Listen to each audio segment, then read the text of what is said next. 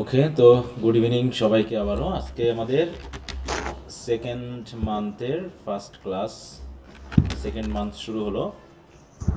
তো আগামীকালকে তোমাদের ক্লাসটা নিতে পারবো না, ঠিক আছে? আর যদি বৃহস্পতিবারে ক্লাস নিতে পারি আমি, তাহলে জানাই দিব।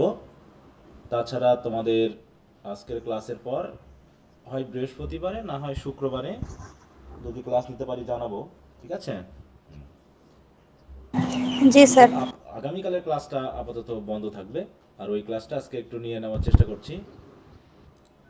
তো আমরা গত ক্লাস পর্যন্ত পড়েছিলাম, একটু মিউট রাখো, কারো মনে আনমিউট করা আছে, তো সাউন্ড আসছে।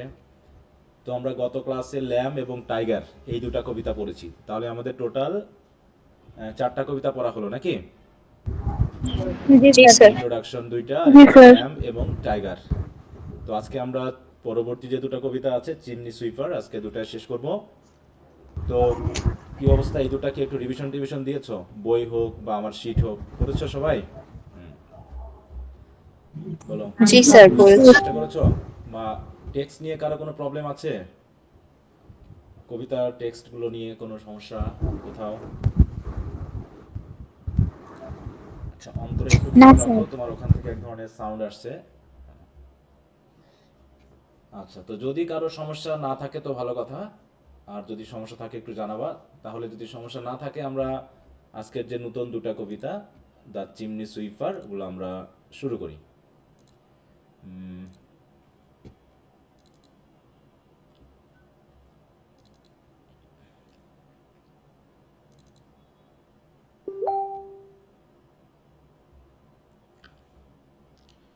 তাহলে আজকে আমরা বলবো চিমনি সুইপার দুইটা, তারপরে নার্সের সং দুইটা আছে, এগুলো। স্যার আমার একটা কোশ্চেন ছিল। হ্যাঁ, তো বলো, আমি তো তার জন্য অপেক্ষা স্যার করতেছি। আমাদের যে মানে 60% অ্যাটেন্ডেন্স যে বাধ্যতামূলক করছে, তাহলে হ্যাঁ, ওইখানে সপ্তাহে কতদিন ক্লাস করলে 60% হবে?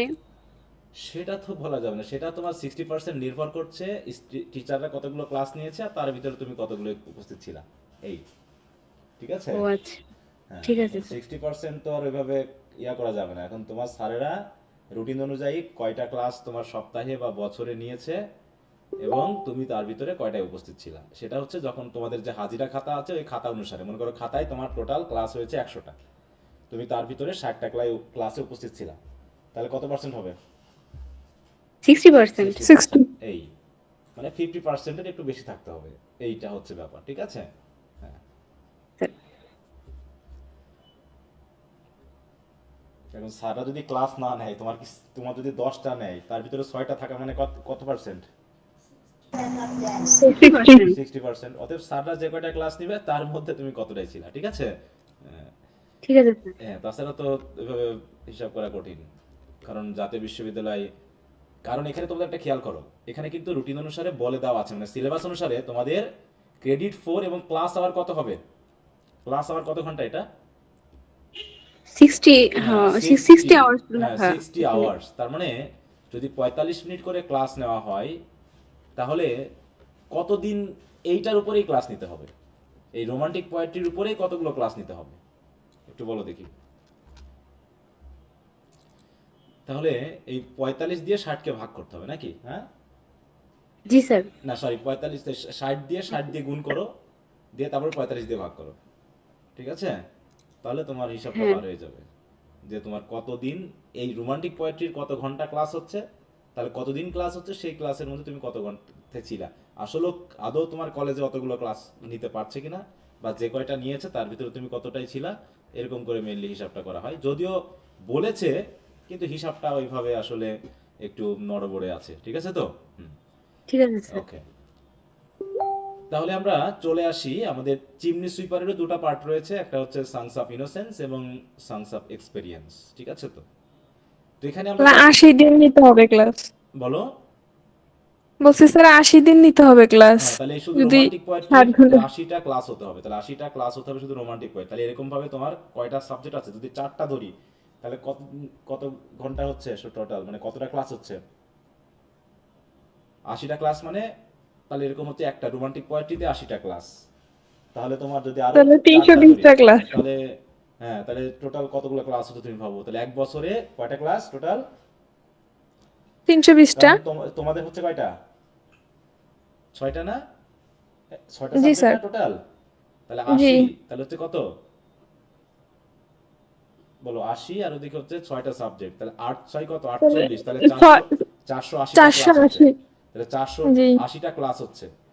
তাহলে এবার তুমি ওয়ার্কিং ডে ভাবো, যে সরকারি ছুটি বাদে তুমি কয়দিন পাচ্ছ, ঠিক আছে তো, সরকারি ছুটি বাদে কয়দিন হচ্ছে, সেই সেই সরকারি ছুটি বাদে তো মনে হয় 180 দিন খোলা থাকে হ্যাঁ, বছরে। তাহলে 180 দিয়ে আবার ওইটাকে ভাগ করো, করলে পারে তুমি প্রতিদিন কয়টা করে ক্লাস নিতে হবে তুমি সেটা বুঝতে পারবা আদৌ এই ক্লাস নেওয়ার সক্ষমতা ক্লাসে মানে ডিপার্টমেন্টের বা কলেজের আছে কিনা।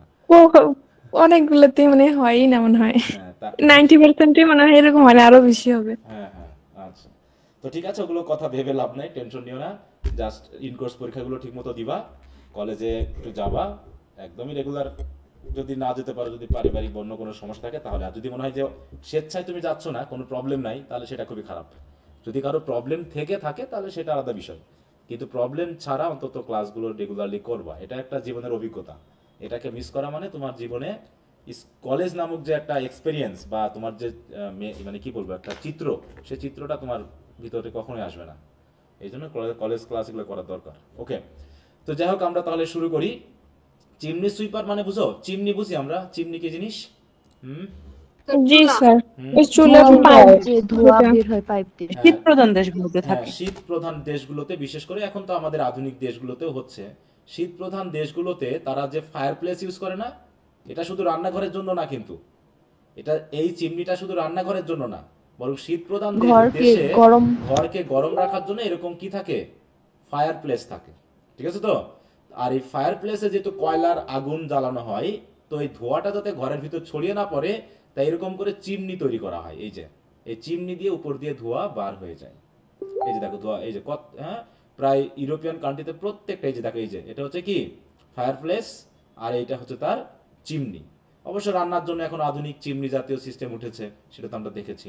হ্যাঁ, তো এই যে এগুলো হচ্ছে কি চিমনি, এই যে ফায়ার প্লেসে আগুন জ্বলছে আর চিমনি দিয়ে ধোঁয়াগুলো বের হয়ে যায়, তো এই ধোঁয়া যখন চিমনি দিয়ে বার হয় তখন অনেক কয়লা, এই দেখো এটা হচ্ছে কি তার জায়গা, হ্যাঁ, এই যে এটা হচ্ছে কি চিমনির, দেখো এই যে এই ভিতর দিয়ে কি হয় ধোঁয়াটা বার হয়ে যায়, কিন্তু ধোঁয়া যেতে যেতে একসময় এই পুরোটা মানে ইয়া জমে, ছাই জমে, বা মানে ছাইয়ের যে স্যুট যেটাকে বলা হয়, হ্যাঁ, নরম অংশ এই দেওয়ালে জমতে জমতে জমতে জমতে একসময় এই ফাঁকা জায়গাটা কি কি হয়ে যায়, বন্ধ হয়ে যায়। তো ব্লক ইউরোপিয়ান হয়ে কান্ট্রি যায়। তখন এটাকে কি করা হয়, এটাকে আবার পরিষ্কার করতে হয়। তো বড় মানুষ তো এর ভিতরে ঢুকে পরিষ্কার করতে পারবে না, ঠিক আছে তো, যেহেতু বড় মানুষ এর ভিতরে ঢুকে মানে পরিষ্কার করতে পারে না, তো সেই হিসাবে এই চিমনি পরিষ্কার করার জন্য ছোট বাচ্চাদেরকে নিয়োগ করা হতো। কথা বুঝতে পারছো, যারা ছোট বাচ্চা তাদেরকে নিয়োগ করা হতো, যাতে তাদেরকে কি কি করা যায় বলো, পরিষ্কার করা যায়। হ্যাঁ, পরিষ্কার করানো হ্যাঁ, যায়, যাতে ওই এভাবে কাজগুলো, পরিষ্কার এই করানো জাতীয়, এই যে যায়। দেখো এর কান ধরছে, যে যদি ঠিক মতো কাজ করতে না পারিস তো বার হওয়ার পর কিন্তু থাপড়াবো।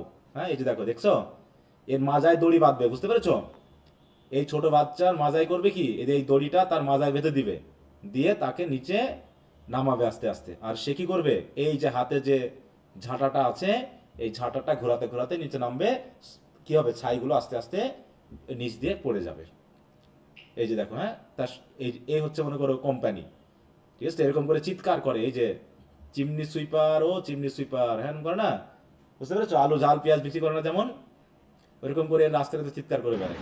এই যে যেমন এখানে দেখতে পাচ্ছ একটা বাচ্চা যে চিমনি সুইপিং করার জন্য ভিতরে ঢুকতেছে, মই দিয়ে উঠে ঢুকতেছে, তাহলে এর সাথে একজন বড় মানুষ থাকে। এই যে দেখো এখানে খেয়াল করো, এই চিত্রটা দেখতে পাচ্ছ সবাই, দেখো এই যে কিভাবে একে নিচে ঢুকানো হয়েছে, এই যে দেখো এই যে এর ভিতর দিয়ে যে জায়গাটা, এই জায়গাতে একে ঢুকানো হচ্ছে, ঢুকাই দিয়েছে, এখন সে ওর ভিতরে ঢুকে পরিষ্কার করতেছে। তাহলে যখন বার হয়ে যাবে তখন তার চেহারার কেমন অবস্থা হবে বলো তো, পরিষ্কার থাকবে? কালি মাখা। কালো হ্যাঁ, হয়ে যাবে। এই যে দেখো একটা বড় মানুষ সাথে একটা ছোট বাচ্চা, ঠিক আছে তো, তাহলে বড় মানুষটা তাকে কি করবে, ওই চিমনির ভিতরে ঢুকিয়ে দিবে, তারপরে সে পরিষ্কার করে বার হবে। তো এই হচ্ছে দেখো ব্যাপার। হ্যাঁ, এখন অবশ্য আধুনিক সিস্টেম উঠে গেছে অনেক, এই জন্য আর এগুলো দরকার পড়ে না অনেকটাই। চিমনি সুইপিং মানে চিমনি সুইপারের তো একটা নিয়ম করা হয়েছিল, পরে একটা অ্যাক্ট করা হয়েছিল যে এত বয়সের নিচে বাচ্চাদেরকে ইউজ করা যাবে না। হ্যাঁ, তো যাই হোক আমরা চিমনি সুইপারের যে ব্যাপারটা সেটা বুঝলাম। এখন এই কবিতাটা মানে সেই সময়, এই উইলিয়াম ব্লেকের সময়ে কিন্তু প্রচুর পরিমাণে এই ছোট বাচ্চাদেরকে এই চাইল্ড লেবারের এই কাজে ব্যবহার করা হতো। ঠিক আছে? তো যেহেতু ব্যবহার করা হতো, যেহেতু আমরা একটু ব্যাকগ্রাউন্ডটা যদি একটু পড়ি, দেখো, to understand the poem one must first understand the socio-economic condition of 18th century England. ইংল্যান্ডের 18th সেঞ্চুরিতে কি অবস্থা ছিল তখন, ইকোনমিক অবস্থা কেমন ছিল, গরিব মানুষ ছিল, তাদের বাচ্চাদেরকে তারা ইউজ করতো, এবং কোম্পানি সিস্টেম ছিল। অনেক সময় মায়েরা বা বাবারা কি করতো, ওই বাচ্চাদেরকে ওই চিমনি সুইপিং কোম্পানিতে দিয়ে আসতো। বুঝতে পারছো? যেমন আমরা ঢাকা শহর বা বড় বড় শহরগুলোকে দেখি কি ছোট বাচ্চাদেরকে কি ভিক্ষা করার জন্য ব্যবহার করা হয় না, বলো তো? জি স্যার। হ্যাঁ, যে দেখা যাচ্ছে মা বাবারা করছে কি ছোট বাচ্চাদেরকে রাস্তায় রাস্তায় ছেড়ে দিয়েছে, যা ভিক্ষা করে নিয়ে আয়। আবার অনেকে বাদাম বিক্রি করে, কেউ হয়তো চানাচুর বিক্রি করে, তাই না?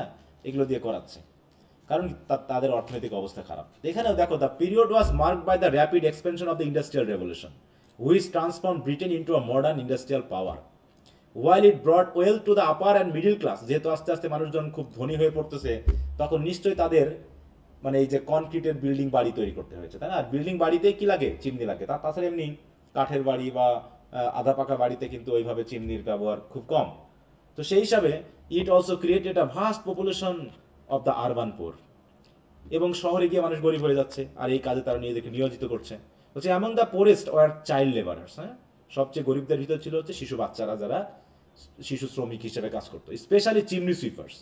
Chimney sweeping was one of the most brutal forms of child exploitation. দেখা যাচ্ছে তাদেরকে একজন বড় মানুষ কাজ করলে হয়তো দেখা যাচ্ছে একটা চিমনি পরিষ্কার করতে হয়তো 50 টাকা নিচ্ছে, অথচ তাকে দিচ্ছে হচ্ছে 10 টাকা। ঠিক আছে? তো তাকে হয়তো বা 10 টাকা দিচ্ছে, অথবা টাকাই দিচ্ছে না, তার অধীনে কাজ করাচ্ছে, শুধু খাওয়া দাওয়া দিচ্ছে। এইভাবে কি হচ্ছে, তাদেরকে এক্সপ্লয়েট করা হচ্ছে। আমরা কি ওই যে এইচএসসিতে একটা প্যাসেজ পড়েছিলাম, কি জানো নামটা বাচ্চাটার, আমেরিগো, পড়ছিলা কখনো? জি স্যার। জি স্যার লাক্সারি। করছিলাম।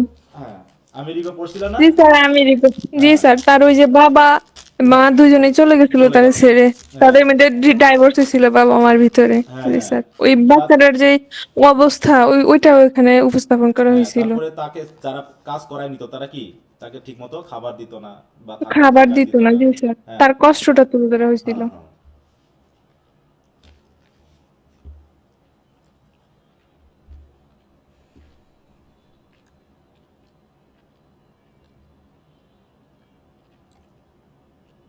এই জায়গাটা খেয়াল করো, boys as young as 4 or 5 years old were sold, দেখো, 5 were sold by their parents. দেখো, বিক্রি করে দিত, মানে এই বিক্রি করা মানে মানে কাজে লাগিয়ে দেওয়া, টু মাস্টার সুইপার্স, বড় বড় যারা মাস্টার সুইপার তাদের কাছে, who made them crawl through narrow chimneys, ওই চিমনিতে তাদেরকে ক্রল করে নিচে নামতে হতো, and to scrape away soot and ash. They often work naked to prevent their clothes from catching fire. আবার যদি ওখানে কোনো আগুন থাকতো, বুঝতে পারছো? কারণ কি, অনেক সময় দেখা যায় ছায়ের ভিতরে আগুন আছে, তাহলে হয়তো কাপড়ে আগুন ধরে যেতে বিধায় তাদেরকে নেকেড অবস্থায় ওর ভিতরে নামাতো, মানে নামানো হতো। ইনহেলিং টক্সিক সুট, তাহলে কি কি হবে বলো? ওদের নাকে মুখে দিয়ে কি ওই যে বিষাক্ত ছাই হয়তো বা নাকে মুখে ঢুকে যেত। এমনকি many died young from suffocation, burns or আর disease known as chimney sweep cancer.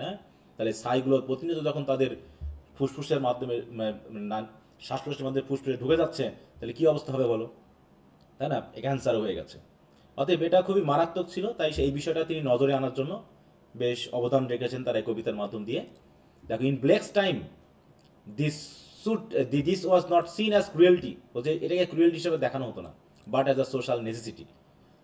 এটা কি সামাজিক প্রয়োজন ছিল, যে ছোট বাচ্চা ছাড়া কিভাবে কাজ করানো যাবে। The church, state, middle class all turn a blind I. তাহলে চার্চ যে জনগণকে ধর্মীয় শিক্ষা দিচ্ছে, তাই তো, তারপরে হচ্ছে মানুষের কি অধিকার আদায়ের জন্য মানে হেল্প করছে, বোঝাচ্ছে, তারা কিন্তু এই বিষয়টায় দেখতো না। এমনকি চার্চ, স্টেট এবং মিডিল ক্লাস সকলে কি করতো, একদম এটা দেখেও না দেখার ভান করতো। Believing that the poor were destined by providence to serve the rich. তারা মনে করতো কি গরিবদেরকে আসলে সৃষ্টি করা হয়েছে এই ধনীদেরকে সার্ভ করার জন্য। এমনকি charity schools and Sunday sermons taught children to accept suffering as part of God's divine order. এমনকি ছোট ছোট বাচ্চাদেরকে ওই যে সানডে স্কুল বলা হয়, ওখানে যে ধর্মীয় শিক্ষা দেওয়া হয়, সেখানেও তাদেরকে শেখানো হতো যে তোমার যেমন জীবন তোমাকে সেটা গ্রহণ করতে হবে, আর এটা হচ্ছে ডিভাইন অর্ডার। অর্থাৎ তুমি চিমনি সুইপার হবে, এটা তোমাকে সৃষ্টি থেকেই বলা হয়েছে, সৃষ্টি থেকেই করা হয়েছে। ঠিক আছে, এরকম ভাবে বলা হতো। দেখো, ব্লেকস poem exposes this moral blindness. His little chimney sweeper speaks not with hatred but with simplicity and faith, revealing more truth than the adults who enslave them. তো যাই হোক, এটা হচ্ছে কি একটা ব্যাকগ্রাউন্ড। তাহলে কি দাঁড়ালো, যে চিমনি সুইপিং একটা সিস্টেমই তখন ছিল ছোট বাচ্চাদেরকে ইউজ করাতে। এবং কত ছোট বাচ্চা দেখো তো কি বলছে, যে অনেক সময় অ্যাজ ইয়ং অ্যাজ 4 or 5, মানে কি 4-5 বছরের বাচ্চাদেরকেও এই কাজের জন্য তাদের পিতামাতারা তাদেরকে কি করে দিত বলো, সোল্ড করে দিত, বিক্রি করে দিত। এবং তারা কি জাতীয় মানে এক্সপ্লয়টেশনের শিকার হতো সেটা নিশ্চয়ই এখানে তোমরা বুঝতে পেরেছো। তো যাই হোক, এখানে তিনি চেয়েছেন কি চিমনি সুইপারদেরকে কিভাবে রক্ষা করা যায়, এবং ধর্মীয়ভাবে যে মানুষ কত ভণ্ড এই ব্যাপারটাকে তিনি তুলে ধরতে চেয়েছেন। হ্যাঁ, তাই দেখো সোশ্যাল অ্যান্ড রিলিজিয়াস ব্যাকগ্রাউন্ড যেটা বলছে, the late 18th century England was a paradoxical time. While it was an age of scientific progress and political reform, it was also a period of spiritual decay and moral hypocrisy. হ্যাঁ দেখো, এদিকে scientific প্রোগ্রেসের কারণে, political রিফর্মের কারণে মানুষ যেমন একটু progressive হচ্ছে, অন্যদিকে আবার তারা নৈতিক দিক থেকে বা আধ্যাত্মিক দিক থেকে অনেকখানি অধপতন ঘটতেছে তাদের। The church of England instead of protecting the poor often defended the establish order. হ্যাঁ, তারা এই অর্ডারকে প্রতিষ্ঠা করছে, গরিবদেরকে রক্ষা করা তার যেন দায়িত্ব না। Sermons preach that suffering was God's will. হ্যাঁ, যে মানুষকে সাফার করতে হবে, সাফার করলেই কি করবে, গড আমাদেরকে স্বর্গে নিয়ে যাবে। ঠিক আছে তো, তাহলে চার্চ শিক্ষা দিচ্ছে যে যত সাফার করবা এ জগতে তত বেশি তুমি কি পরজগতে ভালো থাকবা নাকি, এরকম। And that patience and obedience were Christian virtues. এবং পেশেন্স, ধৈর্যশীল থাকতে হবে, যতই অভাবী থাকো না কেন, যত অত্যাচারের শিকার হও না কেন, তোমাকে ধৈর্যশীল হতে হবে, গডের প্রতি অবিডিয়েন্স থাকতে হবে, এবং যারা তোমার অথরিটি থাকবে তাদেরকে মানতে হবে। এগুলো হচ্ছে কি ক্রিশ্চিয়ান ভার্চু, এরকম শিক্ষা দিত। কিন্তু Blake fiercely rejected this ideology. তিনি এটাকে একদম মানে কি বলবো, জোরালোভাবে, তীক্ষ্ণভাবে তিনি কি করেছেন, রিজেক্ট করেছেন। He saw organised religion as a mind forged manacle. আমরা সেটা পড়বো। আর চেইন, এটা একটা চেইনের মতো, that bound human imagination and justified social injustice. হ্যাঁ, তারা সামাজিক মানে অবিচারকে তারা ন্যায় মানে কি ন্যায় দান করেছে। In the chimney sweeper the child's acceptance of suffering, এই কথার মাধ্যম দিয়ে যে if all do their duty they need not fear harm. হ্যাঁ, যে যারা ডিউটি পালন করে তাদের ক্ষতি হওয়ার কোনো সম্ভাবনা নেই, এরকম একটা মানে কি মোরাল টিচিং এই কবিতাতে দেওয়া হবে। Reveals how this false morality has been internalised. হ্যাঁ, যেটা একটা ফলস মোরালিটি। তুমি দায়িত্ব পালন করলে তোমার কোনো ভয় ডাকার কিছু নেই, এমনটা হয় না। যে দায়িত্ব পালন করে সে শুধু দায়িত্ব পালনই করতেই থাকে, তার উপর কাজ আসতেই থাকে। আর যে তার দায়িত্ব পালন করে না সে হয়ে যায় বস। ঠিক আছে তো, যে দায়িত্ব পালন করে তার একটা ভুল হলে অমনি কি করবে, মাঠে মাঠে প্রচার করে বেড়াবে নাকি। তো এই সকল ফলস মোরালিটি দিয়ে চলবে না, এর বিরুদ্ধে তিনি প্রতিবাদ করেছেন। হ্যাঁ, এগুলো ছিল কোন সময়, নিও ক্লাসিক্যাল। জানো উইলিয়াম ব্লেক কোন এজের মনে আছে? ও তোমরা রিনাইসেন্স। তোমরা তো এখন হিস্ট্রি পড়োনি, আমরা মনে।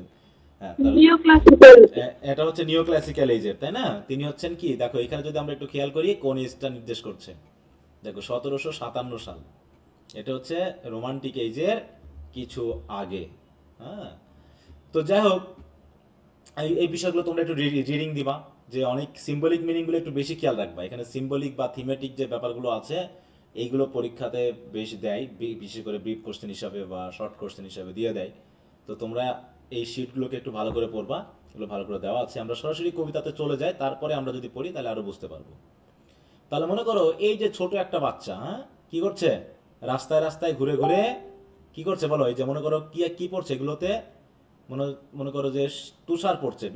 কি ইউরোপিয়ান কান্ট্রিগুলোতে শীতকালে কেমন হয়, শীতকালে কি পড়ে, এরকম তুষার পড়ছে। আর ওই শীতের মধ্যে সকালবেলায় কি করছে, রাস্তায় রাস্তায় চিৎকার করে বলে বেড়াচ্ছে কি বলো, চিমনি সুইপার আছে, চিমনি সুইপার। হ্যাঁ, এরকম আর কি। যেমন গ্রামে গেলে মুরগি বিক্রি করা, ছাগল বিক্রি করার অনেক হাঁকে না, এরকম। তারপর সবজি, মাছ।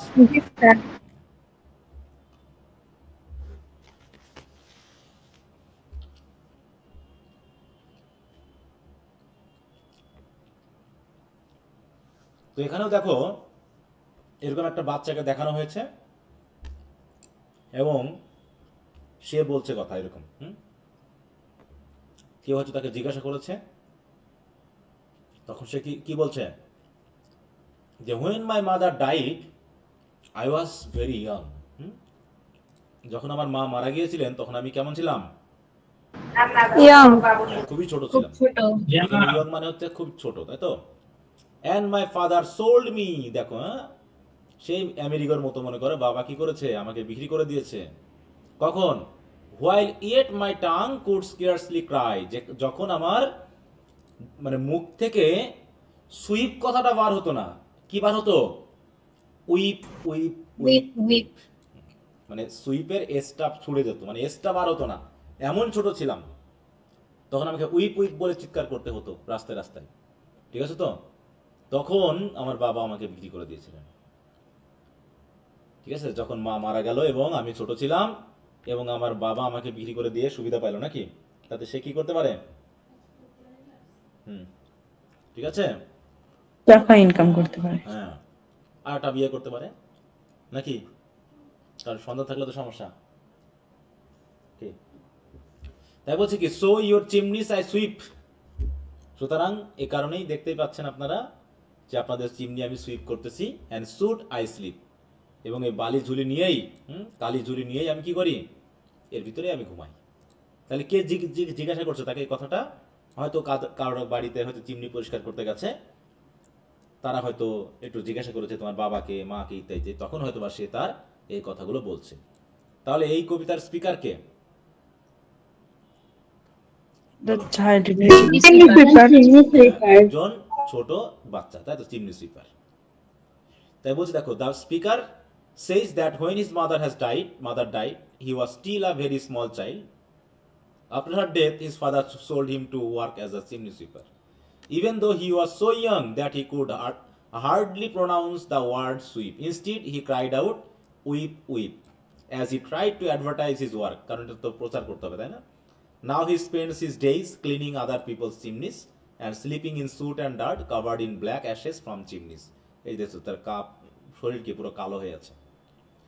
অতএব the speaker of the poem a little boy, হ্যাঁ, begins his story by saying that his mother. এটা একই কথা, এগুলোকে একটু এক্সপ্লেন করা আছে এখানে। একটু খেয়াল করো, কিছু সিম্বলিকের ব্যাপার আছে এইটুকুর ভিতরে। The death of the mother কি করছে? Symbolize the loss of natural affection and protection. মানে মা মারা গেছে মানেই তার ভিতর থেকে সেই মায়া, তাই তো, তার যে নিরাপত্তা সেগুলোও হারিয়ে গেছে।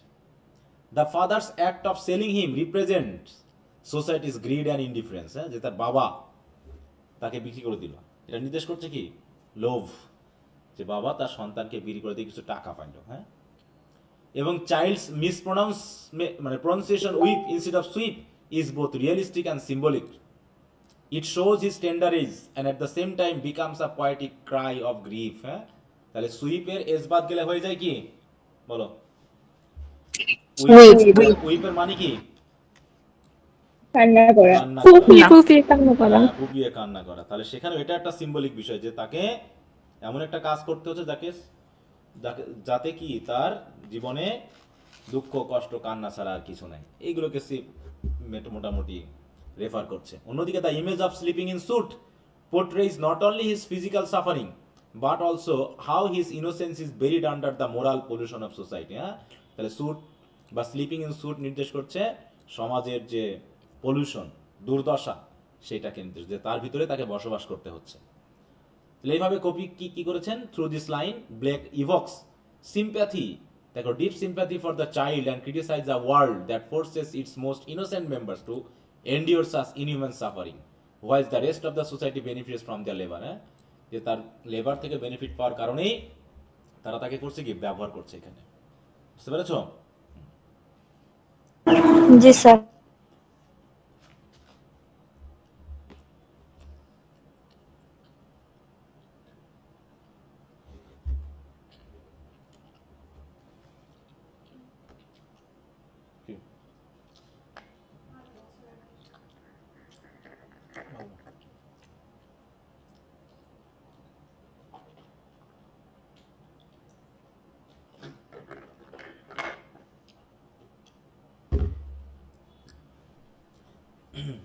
আচ্ছা, তারপরে কি বলছে দেখো সেকেন্ড স্টেঞ্জাতে, there is little Tom Dacre. ওই চিমনি সুইপারদের মধ্যে একটা ছোট বাচ্চা আছে, তার নাম কি? সেও একজন চিমনি সুইপার, তার নাম হচ্ছে Tom decker. Who cried when his head that curled like a lamb's back was saved। হ্যাঁ, তাহলে যখন তার মাথা সেভড করে দেওয়া হয়েছিল, কারণটা কি? কারণ তার চুলগুলো হচ্ছে কেমন? ভেড়ার, তাই তো, পিঠের ওই লোমের মতো কোকড়ানো, কার্ল, তাই তো, কার্লি হেয়ার। এই জন্য তার মাথাটাকে সেভ করে দেওয়া হয়েছিল। কারণটা কি? কারণ তার মাথার ভিতরে যাতে কিনা ঢুকতে পারে, বলো, সাই ঢুকে, কারণ যাদের চুল কার্লি তাদের চুল পরিষ্কার করাটা আবার একটু কঠিন। তাই যে ছোট বাচ্চা যেমন কান্না করছে, এরকমটা মনে করছে কান্না করছে, হ্যাঁ, যে তখন এই যে আমাদের স্পিকার বলতেছে, তাই তো, যে আমাদের মধ্যে টম ডেকার নামে একটা বাচ্চা আছে, যখন তার মাথা কামিয়ে দেওয়া হয়েছিল, কারণ তার মাথার চুলগুলো ছিল কার্লি, তখন সে খুব কান্না করেছিল। অ্যান্ড সো আই সেইড, এবং এ কারণেই তাকে আমি বলেছিলাম, কি বলেছিলাম? হাস টম, চুপ করো টম, হ্যাঁ, নেভার মাইন্ড ইট, এটা নিয়ে মন খারাপ করতে নাই। For when your head's bare, কারণ যখন তোমার মাথা অন্তত এরকম টাক থাকবে, you know that the soot can not spoil your white hair, তখন তোমার মাথার চুলগুলো নষ্ট হবে না, তোমার সাদা চুলগুলো স্পয়েল হবে না। এই জন্য মাথা বেয়ার বা শূন্য বা টাক থাকা উচিত। তো মাথাতে যখন চুলই থাকবে না, তখন আর স্পয়েল হওয়ার কি আছে নাকি? তাহলে চুল যেখানে থাকছেই না, সেখানে তো চুল স্পয়েল হওয়ার কোনো জায়গা নেই। তো এইভাবে আমাদের যে স্পিকার, সে আবার আরেকজনকে সান্ত্বনা দিচ্ছে, ঠিক আছে তো, যে এটা নিয়ে মন খারাপ করো না, কারণ চুল না থাকলে কি হবে? তার মাথায় যে চুলগুলো আছে সেগুলো নষ্ট হবে না, স্পয়েল করবে না, অতএব মাথা শূন্য থাকা ভালো। দেখো তো এরা কি, এর কথাবার্তাগুলো কি পুরো ইনোসেন্ট না? মানে সে কি প্রতিবাদ বা এরকম কিছু করছে, বলো, নাকি সিম্পলি মেনে নিচ্ছে যে এটা তাদের একটা দায়িত্ব? তাই না? এটা কি তাদের একটা মনে করছে কি এটা একটা তাদের দায়িত্ব, মানে এটা নিয়ে কোনো প্রতিবাদ যেন এই বাচ্চাটার ভিতরে নাই। ঠিক আছে, কি বুঝতে পারছো? মানে চাই ছাই, ছাই, হ্যাঁ, সুট মানে ছাই। তো এখানে দেখি কি বলছে এই জায়গায়, যদি আমরা একটু খেয়াল করি। অতএব এই স্টেঞ্জাতে যদি আমরা দেখি, ব্ল্যাক শোজ দ্য পিউরিটি আর resilience of children even amid suffering. হ্যাঁ, তারা সাফারিং এর মধ্যে আছে, তাদেরকে ব্যবহার করা হচ্ছে, তারপরও আমাদের স্পিকার খুবই মানে কি ইনোসেন্টলি সবকিছু মেনে নিচ্ছেন। Their innocence allows them to turn pain into acceptance and despair into fragile hope. হ্যাঁ, ওই যে আশা করছে যে চুল নষ্ট হবে না, কি একটা আশা, যে তুমি যদি চুল টাক থাকো তাহলে চুল নষ্ট হবে না। আ quality that adults in the corrupted world have long lost. হ্যাঁ, অথচ এই কোয়ালিটিটা এরা, মানে যারা অ্যাডাল্ট ওয়ার্ল্ডস, এটা অলরেডি অনেক আগেই নষ্ট করে ফেলেছে। ওকে, তারপরে কি হচ্ছে থার্ড স্টেঞ্জাতে কি বলছে? And so he was quiet, সুতরাং সে শান্ত হয়ে গেল। কে শান্ত হলো? টম টম ডেকার আমার কথা শুনে মোটামুটি শান্ত হলো। অ্যান্ড দ্যাট ভেরি নাইট, এবং ওই রাতেই, as Tom was asleeping he had such a sight. হ্যাঁ, যখন সে ঘুমিয়েছিল তখন একটা স্বপ্ন দেখেছিল সে। দ্যাট থাউজেন্ডস অফ সুইপার্স, হাজার হাজার চিমনি সুইপার, কারো কারো নাম ডিক, জো, নেড, জ্যাক, এগুলো কি? এগুলো হচ্ছে কি ওই বাচ্চাদের নাম। হ্যাঁ, মানে তাদের এই নামে হাজার হাজার বাচ্চা কি করছিল? Were all of them locked up in coffins on black. হ্যাঁ, সে একদিন স্বপ্ন দেখতেছে যে হাজার হাজার বাচ্চাকে কোথায় রাখা হয়েছে? এইরকম ব্ল্যাক কফিনের ভিতর কি করা হয়েছে, বলো, রাখা হয়েছে। আটকে রাখা হয়েছে, লক আপ করে রাখা হয়েছে। তাহলে কফিন বলতে কোনটাকে বোঝানো হচ্ছে বলো তো? Coffin of black, chimney.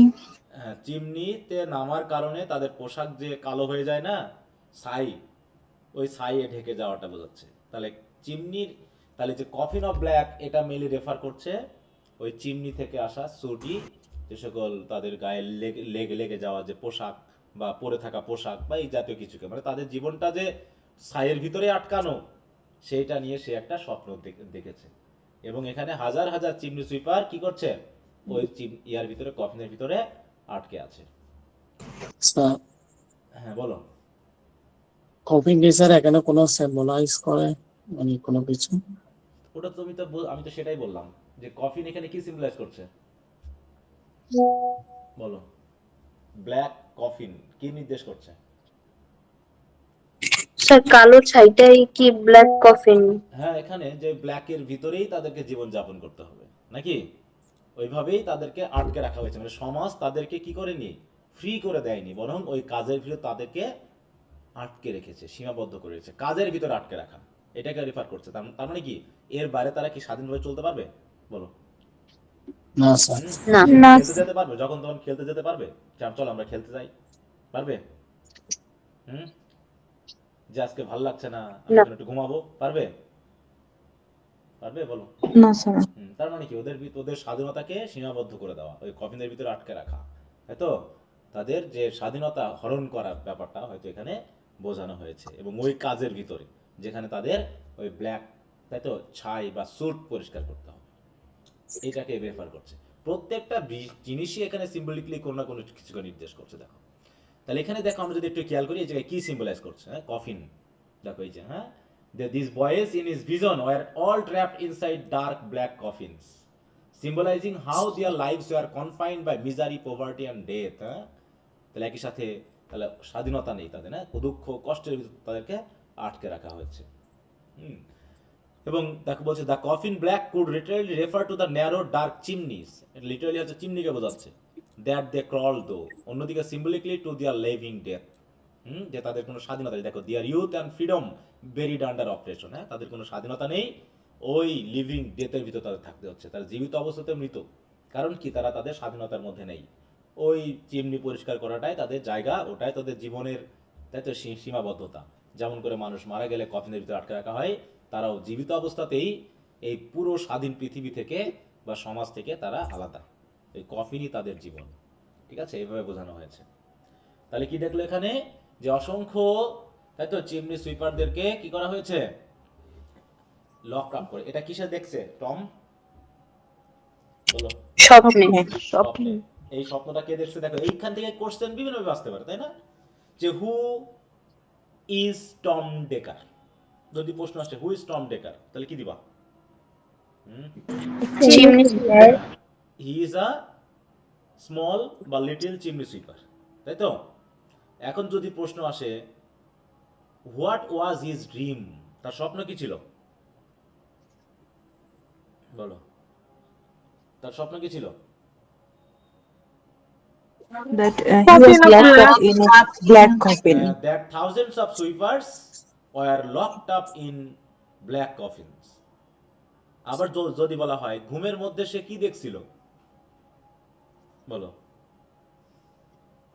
কি দেখছিল বলো? একটা স্বপ্ন দেখছিল নাকি? একটা স্বপ্ন দেখছিল। এখানে বা নামগুলো হয়তো বা আসতে পারে, বা সিম্বলিক্যালি আসতে পারে, যে what does coffins on black symbolise, তাই না? এরকম ভাবে নির্দেশ করতে পারে। তো বিভিন্নভাবেই কোশ্চেনগুলো ঘুরে ফিরে আসতে পারে। অর্থাৎ টেক্সটটাকে গুছিয়ে ভালো করে পড়বা, তাহলে বিভিন্নভাবে এদিক ওদিক ঘুরিয়ে ফিরে যা বলবে না কেন তুমি পারবা। ওকে, এবার আসছি দেখো এই জায়গায়, তাহলে আমরা যদি শেষের দিকে একটু দেখি কি বলছে, যে in this stranger Blake transform the Saroj of one little boy into a universal symbol of human suffering, কারণ এখানে থাউজেন্ড অফ বয়েজের কথা বলা হয়েছে। The dark dreams reveals the cruelty of the industrial world but also opens the door to spiritual vision and hope, which will unfold in the next part of poem। এখন যেটা সেখানে বলা হয়েছে, সে স্বপ্নের ভিতরে এখনো দেখতেছে, তাই তো, স্বপ্নটা চলছে এখনো। তখন দেখলো কি অসংখ্য কি করা হয়েছে, অসংখ্য চিমনি সুইপারদেরকে কফিনের ভিতরে আটকে রাখা হয়েছে, এবং তখন একটা অ্যাঞ্জেল, দেখো বাই কেম অ্যান অ্যাঞ্জেল, তারপর একটা অ্যাঞ্জেল আসলো, হু হ্যাড আ ব্রাইট কি, যার হাতে কি কি আছে বলো? এরকম একটা উজ্জ্বল কি আছে বলো? চাবি আছে। এই যে দেখো এখানে দিয়েছে, হ্যাঁ, উজ্জ্বল একটা চাবি আছে। and he opened the coffins and set them all free, এবং সে কফিনটা ওই চাবি দিয়ে খুলে অ্যাঞ্জেল কি করে দিল, সবাইকে মুক্ত করে দিল। তার মানে কি, এটা একটা কি, একটা প্রত্যাশাকে বোঝাচ্ছে না, যে তারা হয়তো মনে মনে প্রত্যাশা করছে যদি এরকম কেউ আমাদেরকে মুক্ত করে দিত, তারাও মুক্তি পাবে, তাই না? হ্যাঁ, যে মুক্তির একটা প্রত্যাশা এখানে বোঝানো হয়েছে, হ্যাঁ, এক্সপেকটেশন, ডিজায়ার ফর ফ্রিডম, হ্যাঁ, যে যদি এমন কেউ আসতো, তাই স্বপ্নে সে অ্যাঞ্জেলকে দেখছে, যে আমাদের এখান থেকে কে মুক্তি করবে, মানে মুক্ত দিবে, তাই না? আমাদের মুক্তি দেওয়ার মতো আছে কে? আমাদের মুক্তি কোনো পৃথিবীর মানুষ দিতে পারে না, কারণ সবাই এ কাজে জড়িত। এই জন্য সে স্বপ্ন দেখছে একটা অ্যাঞ্জেল, একজন ideal person who has come to free them from the coffin. তাহলে কফিন থেকে ফ্রি করা মানে কি? তাদের এই কষ্টের চিমনি সুইপিং এর কাজ থেকে কি করা, বলো? আবার মুক্তি দেওয়া। মুক্তি দেওয়া। এখানে সেটা বলা হয়েছে, দেখো এই যে কফিন সহ এসেছে তাদেরকে মুক্ত করার জন্য। এখানে সেটাই বলছে, দেখো freedom from coffin, the opening of coffin signifies release from death or suffering. It may represent either the promise of heavenly salvation after death or the freeing power of spiritual imagination. এরকম মানে যে কোনোভাবে আমরা imagination নিয়ে আসতে। Blake often saw imagination as the divine force within man that can overcome material bondage. আর মূল কথা হলো এই জায়গায় তারপরে কি হলো দেখো, দেন ডাউন আ গ্রিন প্লেন। তারপরে যখন তাদেরকে মুক্ত করে দেওয়া হলো তখন তারা কি করলো সবাই, বলো? লিপিং লাফিং দে রান। তারা মুক্ত হয়ে কি করছে?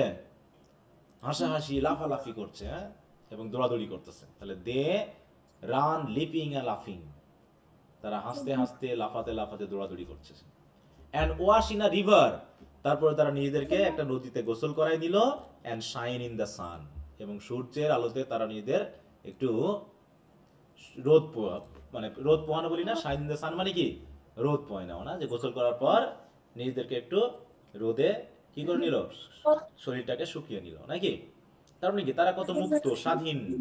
তারা গোসল করলো মানে তাদের নতুন একটা জীবন যেন তারা পেল, নতুন একটা প্রত্যাশার জগৎ যেন পেল, যেখানে তারা এখন আর ওই ছাইয়ের ভিতরে নেই বা ব্ল্যাক কফিনের ভিতরে নেই।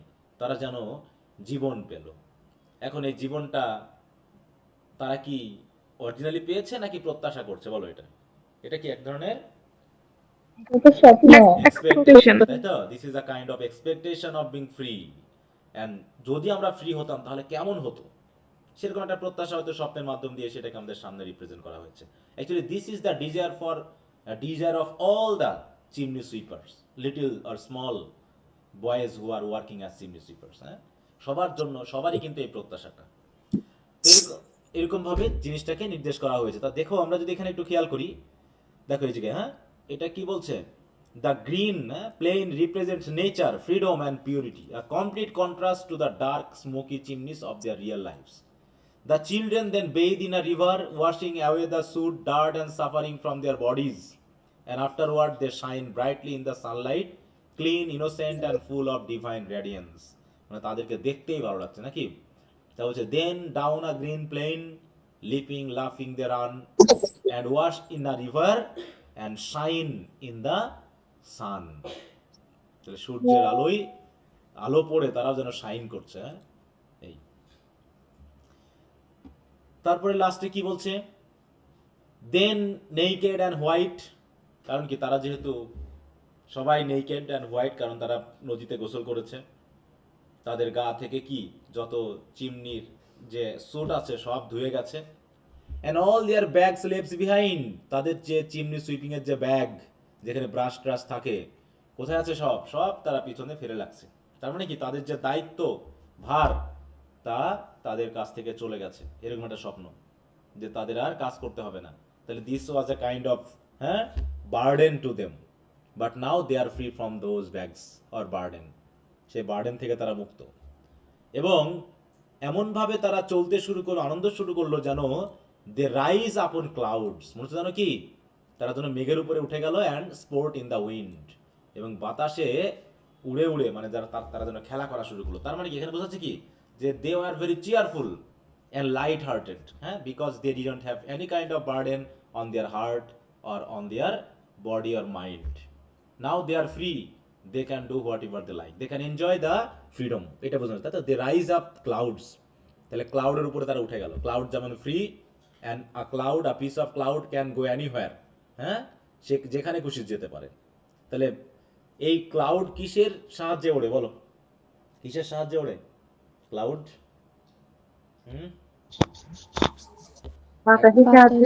বাতাসের সাহায্যে নাকি? তা ঠিক ওইরকম বলছে যে ঠিক ক্লাউডের মতো তারাও স্পোর্ট ইন দ্য উইন্ড, বাতাসে তারাও যেন উড়ে উড়ে বেড়াচ্ছে। মানে এত উৎফুল্লভাবে তারা ঘুরে বেড়াচ্ছে, দৌড়াদৌড়ি করতেছে, মনে হচ্ছে যেন তারা মেঘের মতো করে সেই আই ওয়ান্ডার লর্ডলি যে ক্লাউডের মতো নাকি উৎফুল্লভাবে, কেয়ারলেসলি। তাই তো আর কোনো কেয়ার নেই তাদের যে এখন তাদের চিমনি পরিষ্কার করতে যেতে হবে, না করতে গেলে বস মারবে, আর এরকম কোনো চিন্তা ভাবনা নেই। তাহলে একটা মেন্টাল বা সাইকোলজিক্যাল যে freedom they are feeling, it has been indicated here, সেটা এখানে কিন্তু জানানো হয়েছে। তারপরে কি বলছে, and the angel told Tom, তখন অ্যাঞ্জেল ওই টমকে বলল, তো টমকে কি বললো, যে if he be a good boy, যদি সে গুড বয় হয় না, গুড বয় মানে কি ভালো ছেলে নাকি, কথা আছে না, একটা গান আছে না কি জানো, ভালো ছেলে, কি একটা গান আছে, হ্যাঁ, দুধ না খেলে হবে না ভালো ছেলে, না কি জানো আছে না, তো এরকম নাকি।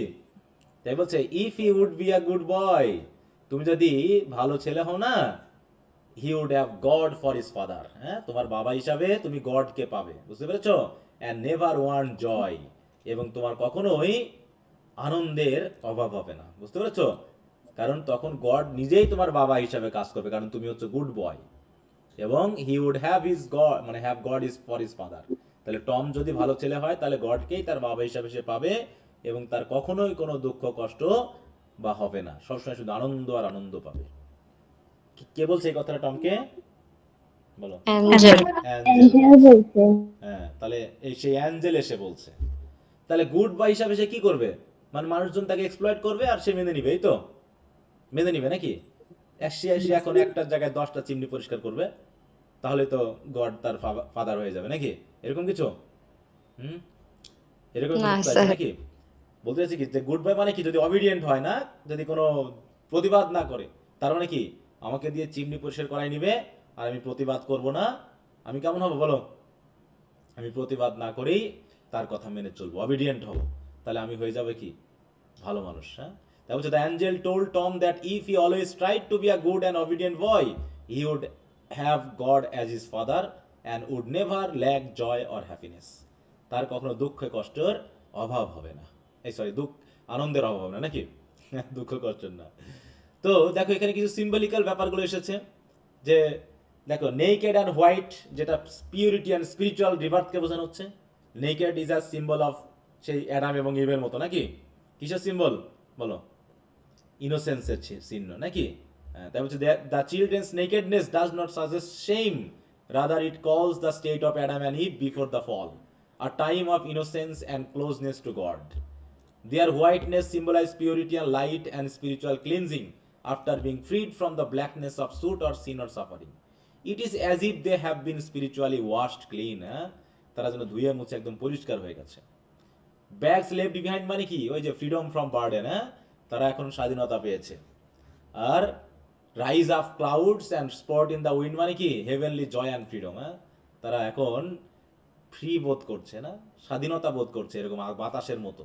অতএব সিম্বলিক মিনিং হিসাবে যদি দেখি, the angel symbolises divine imagination, the power of spiritual vision that frees the soul, যেটা বিশেষ করে উইলিয়াম ব্লেক মনে করেন যে imagination is a power which can free a man, তাই তো। এখানেও হয়তো টম তার কল্পনায় বা স্বপ্নে অ্যাঞ্জেলকে তার একটা পাওয়ার হিসাবে দেখিয়েছেন, যে পাওয়ার তাকে মুক্ত করতে পারে। The children ascension represents the triumph of innocence over repression, তো এখানে কিছু এরকম ভাবে দেওয়া আছে। মূল কথা হলো, in this stanza Blake's vision reaches is more spiritual and symbolic meaning moment. Through Tom's dream he shows that even in misery innocence can imagine a world of divine love and freedom, যে মিজারির মধ্যেও একজন innocent মানুষ স্বর্গীয় ভালোবাসা এবং স্বাধীনতা খুঁজে পায়। যদিও তাকে সবাই এক্সপ্লয়েট করতেছে, কিন্তু সে হয়তো নিজেকে মনে করতেছে আমি সবার কথা শুনছি, আমি সবাইকে অবিডিয়েন্টলি মেনটেন করছি, সম্মান জানাচ্ছি, তার মানে আমি যেন ডিভাইন লাভ এবং ফ্রিডম পাচ্ছি।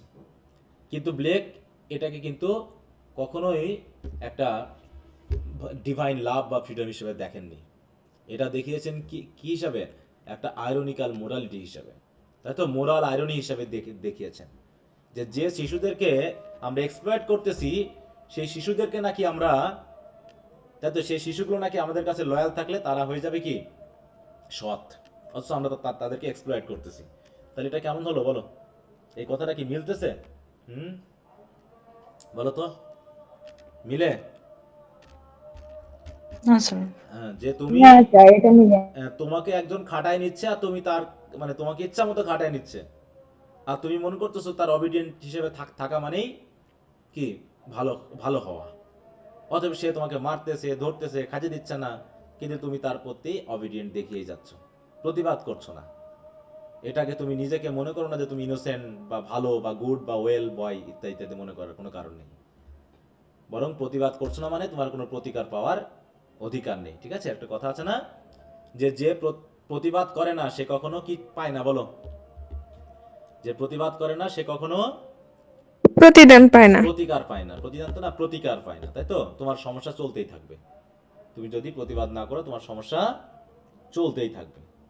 তো এরকম আর কি বিষয়। তারপরে অ্যান্ড সো টম অ্যাওয়েক, ওই ঘুমের পর, স্বপ্ন দেখার পর টম জেগে উঠলো।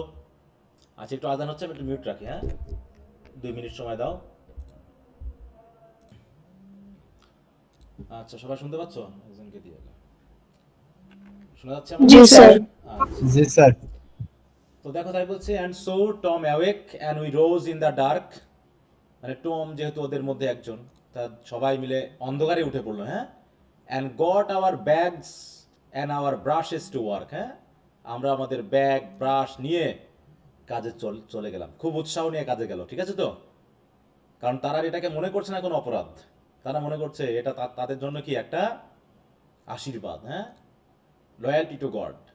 বলছে দো দ্য মর্নিং ওয়াজ কোল্ড, যদিও সকালটা ছিল খুবই ঠান্ডা, Tom was happy and worm.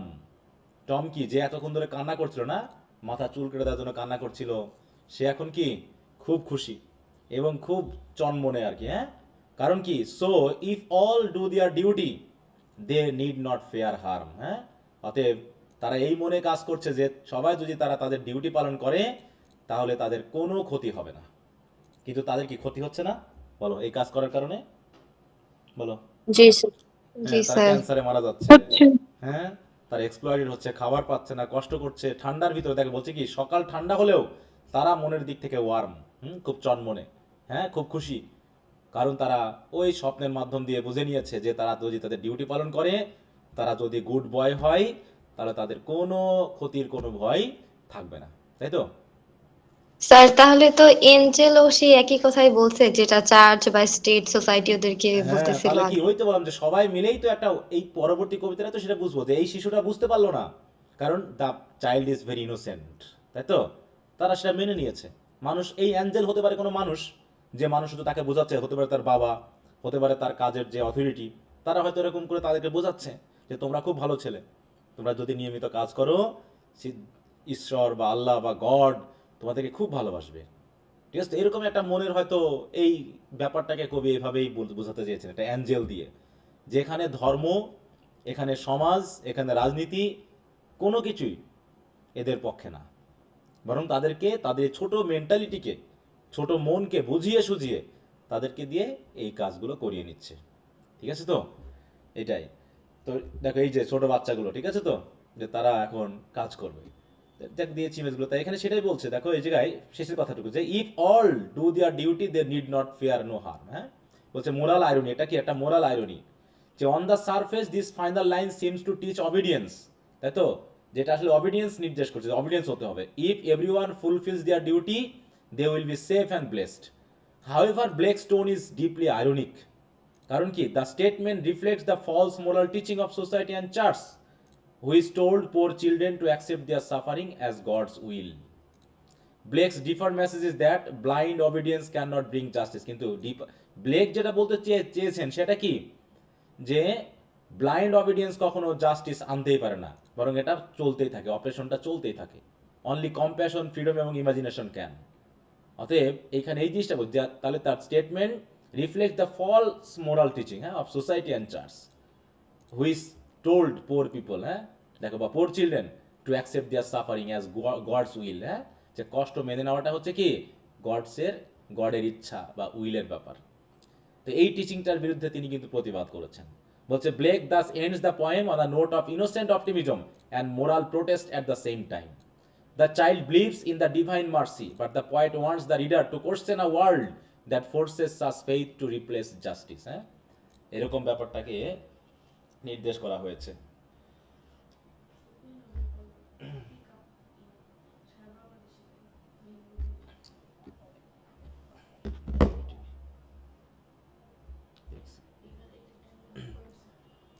আচ্ছা, তো কি কবিতাটা বোঝা গেল? এর ভিতর দিয়ে আরো কি কি নির্দেশ করতে পারে তোমরা একটু এই শীটটা একটু পড়ে নেবা, এখানে দেওয়া আছে সিম্বলিক মিনিং টিনিং সহ সবই দিয়েছে। আশা করি তোমরা বুঝতে পারো। ছোট একটা কবিতা, খুবই ইজি একটা বিষয়, কিন্তু ভিতরে তিনি এক ধরনের প্রোটেস্ট দিয়েছেন। যেহেতু এটা ইনোসেন্স, তা দেখিয়েছে যে আমরা যদি প্রতিবাদ না করে কোনো কিছুকে অবিডিয়েন্স বলে মেনে নিয়ে কাজ করি, তাহলে সেখান থেকে প্রতিকার পাওয়া কখনোই সম্ভব না।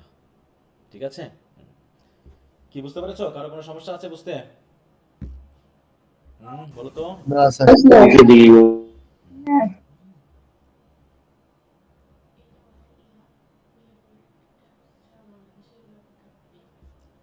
আচ্ছা, দেখছি।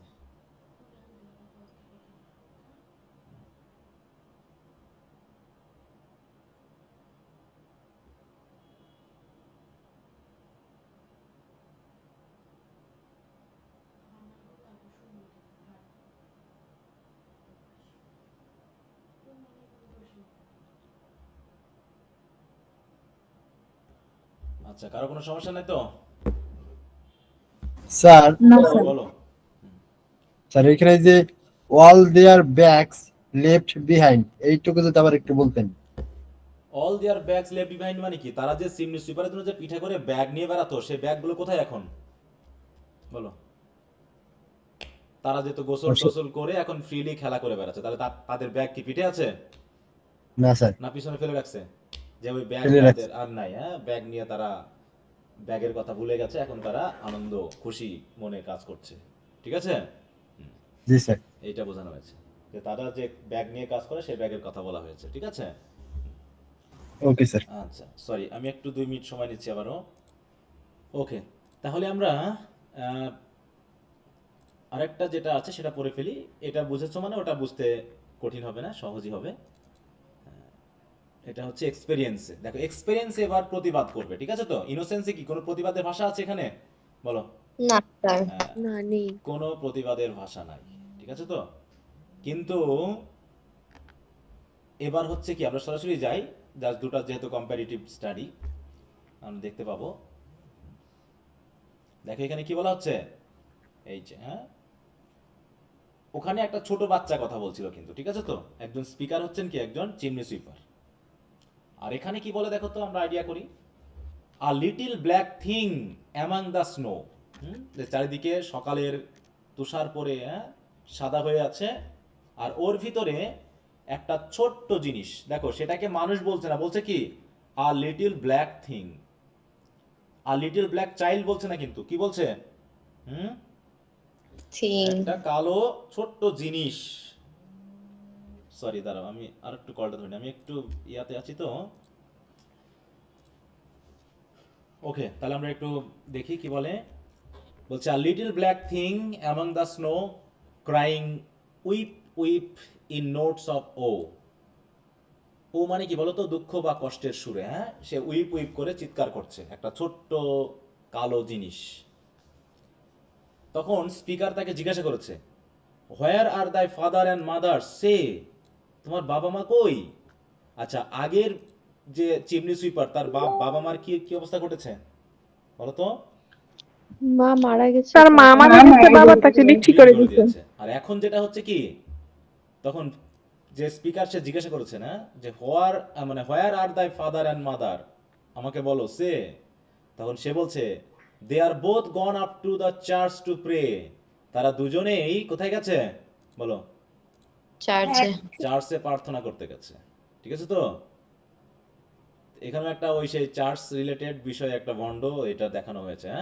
তাই আমরা যদি একটু কবিতাটা শুরুটা আগে শেষ করি। তার বলছে দেখো, বিকজ তারা সবাই চার্চে প্রার্থনা করতে গেছে। কারণ কি? Because I was happy upon the Heath. কারণ আমি খুবই খুশি। And smiled among the winter snow.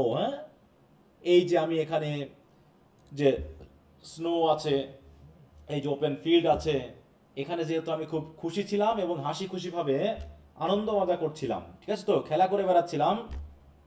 তখনই তারা করলো কি, আমাকে they clothe me in clothes of death. তারা আমাকে মৃত্যুর পোশাক পরিয়ে দিল। মৃত্যুর পোশাক কোনটা? এই চিমনি সুইপারের পোশাক নাকি? চিমনি সুইপারের পোশাকটা আমাকে পরিয়ে দিল। সরি দাঁড়াও, আমি আরেকটু সময়, ওকে। তো সরি ডিস্টার্ব করার জন্য। তাই বলছে দেখো, they clothe me in the clothes of death and taught me to sing the notes of woe. এই নোটস অফ ওটা কিসের বলো? নোটস অফ ও কোনটা এখানে? এঞ্জেলের স্বপ্নটা। বলো। এখানে নোটস অফ ও কি? নোটস মানে গান, হ্যাঁ। এখানে দুঃখের গান আমাকে শিখে দেয়। দুঃখের গান কোনটা এখানে বলো তো? চিমনি সুইপারটা। Chimney sweeper. না, গানটা কোনটা? উইপ উইপ, হ্যাঁ তো। ওই যে ডাকটা ডাকে না, এই যে উইপ উইপ করে যে ডাকছে, ওটাই বললো না যে weep weep in notes of woe. তাহলে এটাই উইপ সাউন্ডটা আমাকে এখন করতে হচ্ছে, মানে রাস্তায় রাস্তায় যে আমি উইপ উইপ করে বেড়াচ্ছি, মানে কাজের জন্য যে চিমনি সুইপ করো এটা বলে বেড়াচ্ছি, এটাই এখন কি আমার জন্য একটা মৃত। দেখো এখানে তার শব্দগুলো কি প্রতিবাদের শব্দ না বলো তো? এখানে শব্দগুলো কি জি। খুব ইনোসেন্ট শব্দ বোঝাচ্ছে বলো? এখানে জি না। এখানে কি ইনোসেন্সের কোনো ব্যাপার আছে? জি না। একটু জোরে টোরে কথা বলো গো, নাকি কেউ বুঝতেছে না? বোঝেনি কেউ নাকি? হ্যাঁ, একটু ইয়া করো না, তো আমি তো বুঝতেছি না যে তোমরা বুঝেছো কিনা। তাই বলছে they clothe me in clothes of death. হ্যাঁ বলো। স্যার হিথ মানে কি? ওপেন ফিল্ড, ওই যে বললাম ওপেন ফিল্ড, খোলা মাঠ। ছেলে মেয়েরা কোথায় খেলা করে বলো? খোলা মাঠে খেলা করে বেড়ায়। খেলা করে, হ্যাঁ। হ্যাঁ, তো সেটা বোঝানো হচ্ছে। Because I was happy upon the Heath and স্মাইলড among the winter snow. আমি যেহেতু খুশি ছিলাম, সবাই আমাকে কি করলো, ধরে বেঁধে এই যে ক্লোথস অফ ডেথ পরাই দিল, মানে চিমনি সুইপিং এর যে পোশাক সেটা পরাই দিল, আর আমাকে শিখিয়ে দিল যে এরকম করে এই উইপ উইপ করে চিৎকার করে বেড়াতে হয়। ভালো কথা। তারপরে কি দাঁড়ালো? And because I am happy and dance and sing. আর এই কাজ করতে করতেও যেহেতু আমি হ্যাপি, ডান্স করে বেড়াই, গান করছি, সবার সাথে খুব মিলে গুষে আছি, তারা মনে করতেছে they think they have done me no injury. তারা মনে করছে কি, তারা আমার কোনো ক্ষতি করেনি। আমার বাপ মাও খুশি, আমি যেহেতু খুশিভাবে এই কাজগুলো করে বেড়াচ্ছি, আর বাপ মাও মনে করছে কি তারা আমার কোনো ক্ষতি করেনি, তাই তো? আর এই কারণেই তারা কোথায় গেছে? And are gone to praise God. তারা কোথায় গেছে? গডের কাছে, গডের প্রশংসা করতে, এবং তার প্রিস্টের প্রশংসা করতে, এবং তার কিং এর প্রশংসা করতে। এবার শেষের কথাটা খেয়াল করো, তাহলে কি তারা গেছে কোথায়? চার্চে গেছে। চার্চে গিয়ে কার প্রশংসা করবে? এই যেমন করে বাবা মা চার্চে গিয়ে প্রশংসা করছে কার? গডের, তার প্রিস্টের এবং তার রাজার। যে তিনজন মিলে who make up a heaven of our misery. আর তারা তিনজন মিলেই তো আমার এই কষ্টের স্বর্গটা তৈরি করেছে। হ্যাঁ, এই মিজারির স্বর্গ তো এরা তিনজন মিলে তৈরি করেছে। গড যদি আমাকে না বাঁচান তাহলে কি হবে বলো? প্রিস্ট তো জানে যে ছোট বাচ্চাদের কি অবস্থা, তারপর তারা আমাদের জন্য কোনো কিছু। আর রাজা, সে তো দেশই পরিচালনা করছে, আমাদের জন্য তাদের চিন্তা করার সময় নেই। আমরা যেন কোনো স্বর্গে আছি, কিন্তু আমরা যে কষ্টের স্বর্গতে আছি সেটা তারা বুঝতেছে না। তাহলে এখানে কি, তাহলে এখানে আমাদের ইয়াটা কি এক্সপিরিয়েন্স না বলো তো বাচ্চাটা? যে জি তারা স্যার। এখানে একটা প্রোটেস্ট আছে, প্রতিবাদের একটা কিন্তু ভাষা ব্যবহার করা হচ্ছে। তাহলে একই জায়গায় যদি আমরা একটু খেয়াল করি, দেখো and are gone to praise God and his priest and king. এটা মানে কি? The alliance of religion and পাওয়ার।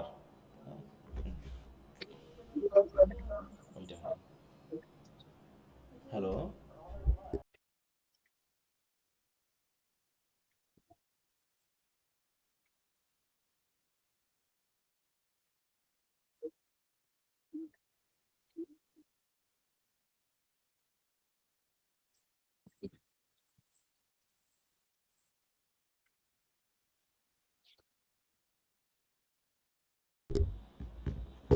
আচ্ছা, তাহলে কি দাঁড়াচ্ছে দেখো, this line strike directly at the heart of Blake's moral and political critique. The parents go to church to praise God, but Blake intentionally links God with high priest and king. হ্যাঁ, এদেরকেও তিনি যুক্ত করে ফেললেন, কারণ এরা showing how in the real world religion, monarchy, political পাওয়ার সকলে মিলেই কি করছে? Work together two uphold operation. In Blake's view, organized religion and the state form a corrupt alliance that enslave both body and spirit. The church preaches submission, the priest blazes the social hierarchy, and the king rules over the oppressed. এই অপ্রেসদের উপরে সে rule over করছে, মানে শাসন করছে। অতএব all in the name of divine will, আর সবাই ওই ডিভাইন উইলের নামেই আমাদের যা ঘটছে এরা মেনে নিয়েছে। তারা মনে করছে আমাদের জীবনটা গড এভাবেই হয়তোবা সৃষ্টি করে দিয়েছেন ওনাদেরকে সার্ভ করার জন্য। By including all three figures, God, priest and king, in a single phrase, Blake suggests that they have been merged into a single system of false divinity. This trinity of earthly power replaces the true God of love and freedom with a God of obedience and fear. তারপরে দেখো, who make up a heaven of our misery. তার মানে ultimate irony এটা একটা, যে কিভাবে, তাই বলছে কি মেক আপ মানে কি ক্রিয়েট করা, সকলে মিলে আমাদের তৈরি করেছে একটা সমাজ ক্রিয়েট করেছে, যে সমাজে আমাদের অবস্থানটা কোন জায়গায় বলো? ভালো জায়গায় না স্যার, হ্যাঁ, একদম মৃত্যুর জায়গায়। যে আমরা নিশ্চিত আমাদের মৃত্যু, আমরা অল্প বয়সে অসুস্থ হয়ে যাব, অল্প বয়সে মারা যাবে, এটা নিশ্চিত। তারপরে দেখো, for Blake this represent the complete triumph of experience. তাহলে বাচ্চাটা already experience, how they are exploited. প্রথম ইয়াতে কি আমরা এক্সপেরিয়েন্স দেখছিলাম বাচ্চাটাকে প্রথম কবিতায়? হ্যাঁ, সে মেনে নিয়েছে। আমরা যদি অবিডিয়েন্টলি রুলস আমরা যদি পালন করি তাদের দায়িত্ব, তাহলে আমাদের কোনো ক্ষতি হবে না, আমরা সুস্থ থাকবো, আমরা এই থাকবো। কিন্তু এখানে সে বুঝতে পেরেছে যে আমরা কষ্টে আছি, কিন্তু এই কষ্টের ভিতরে যখন আমরা একে অন্যের সাথে হাসি ঠাট্টা করি, আমাদের বাবা মা মনে করছে আমরা খুব ভালোই আছি, তাই তো? এবং তারা এটা নিয়ে কিছু কোনো প্রতিবাদ করছে না, এবং তারা ওই গড সাথে প্রিস্ট এবং কিং এর প্রশংসা করছে যে তাদের সন্তানদের জন্য কত সুন্দর একটা সমাজ তারা গঠন করে দিয়েছে, কারণ তার সন্তান একটা কাজ পেয়েছে নাকি, এবং ইনকাম করছে তাদের জন্য। অতএব এটা যেন গডের একটা আশীর্বাদ, এবং রাজা এবং প্রিস্টের জন্য একটা আশীর্বাদ। তারপরে the stage in which humanity loses connection with divine love and becomes enslaved by materialism, hypocrisy and false religion. Yet even here the child's awareness, his ability to see and speak is a form of spiritual light and darkness. এখানে সে বুঝতে পেরেছে, অন্তত তার একটু হলে experience হয়েছে, সে evil পাওয়ারটাকে চিনতে পেরেছে, যে আসলে আমরা যেখানে আছি এটাতে ভালো জায়গায় নেই। ওই যে বলছে যে make up a heaven of our misery. Blake's message is clear এখানে, যে a society that glorifies God and power while destroying innocence has lost its soul. অতএব যে সমাজ গড এবং পাওয়ারকে গ্লোরিফাই করে, সেই সমাজ তার ইনোসেন্সকে হারিয়েছে। True heaven cannot exist while injustice reign on earth. যে পৃথিবীতে যদি ন্যায় বিচার না থাকে, তাই তো, ইনজাস্টিস থাকে, তাহলে সেখানে সত্যিকারের হেভেন থাকতে পারে না। তাহলে এই সব কিছু যেখানে দুর্নীতি চলতেছে, যেখানে এক্সপ্লয়টেশন চলতেছে, সেখানে আবার মানুষ চার্চে গিয়ে প্রার্থনা করছেন, ঠিক আছে, গডের প্রশংসা করছেন, তাহলে এটা চলতে পারে না।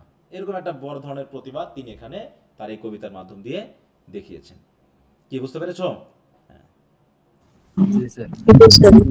জি স্যার। তাহলে এই শীটটা তোমরা একটু ভালো করে রিডিং দিবা, আশা করি দিলে পারে দুটার ভিতর যে কম্পারেটিভ একটা স্টাডি, সেটা বুঝতে পারবা। এখানে হয়তো এরকম কিছু আছে, আমি দিয়েছি কম্প্যারিজন, ওটা তো প্রথম দিকে ছিল, যে সংস অফ ইনোসেন্সের, আর একটা হলো কি সংস অফ এক্সপেরিয়েন্সের চিমনি সুইপারদের মধ্যে একটা কানেকশন বা রিলেশন।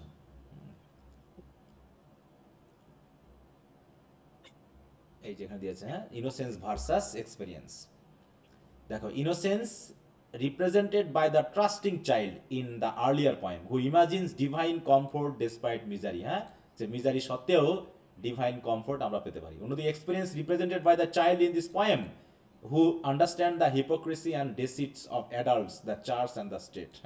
সবার হিপোক্রেসি সে বুঝতে পেরেছে, বুঝতে পেরেছ? অতএব সে হচ্ছে এক্সপেরিয়েন্স।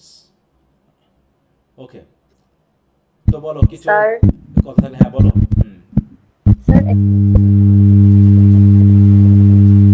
একটু মিউট রাখো গো, তোমার ওখানে খুব সাউন্ড আসতেছে।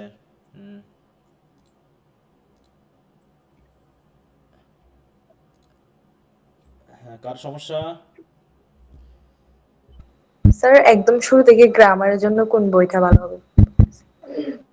গ্রামারের জন্য? জি স্যার। আসলে এরকম করে তো আর কোনো নির্দিষ্ট গ্রামার বই শুধু ভালো হয় না, যে স্যার কোনগুলো পড়লে ভালো, এরকম কিছু না। তোমাকে কমপক্ষে 2-4-5টা গ্রামার বই কিনে পড়তে হবে ইংলিশ রাইটারদের। আমি তো মনে হয় তোমাদের ফার্স্ট ইয়ার না সেকেন্ড ইয়ারে বলেছিলাম এর আগে, যা passage to the English language, একটু এই বইটা পড়বা, বাংলাদেশি রাইটার, ঠিক আছে তো? বইটা কি আছে? জি sir. Passage to English language এটা জি, বইটা স্যার। প্রথম থেকে শেষ পর্যন্ত একটু রিডিং করো, ওখানে খুব সুন্দর করে বোঝানো আছে, ঠিক আছে? একদম অল্প অল্প করে ছোট ছোট করে এগুলো একটু পড়তে হবে। আর সাথে learning English the easy way একটা আছে, ওখানে ফ্রেজ ক্লজ এগুলো সুন্দর করে আলোচনা করা আছে ছোট ছোট চ্যাপ্টারে। এই বই দুটো একটু স্টাডি করতে পারো গ্রামারের জন্য, মনে থাকবে? স্যার আবার বলুন। হ্যাঁ বলো। স্যার বইটার নামটা যদি একটু আবার বলতেন। আচ্ছা, তোমরা আমি গ্রুপে মেসেজে লিখে দিব, ঠিক আছে? তো ছবি তুলেও দিছে হ্যাঁ, গ্রুপে। এর আগে স্যার আমি দেওয়া আছে। দিয়েছি মনে হয়, এর আগে আমি একবার দিয়েছি, আবার দিব, সে টেনশন নিও না, আমি ওটা দিয়ে দিব। আচ্ছা স্যার। আচ্ছা ঠিক আছে। আচ্ছা, তো আচ্ছা তারপর আমি এখানে লিখে দিচ্ছি, যেহেতু রেকর্ডিং এ থাকবে, তোমরা একটু দেখে নিতে পারবা। দেখো,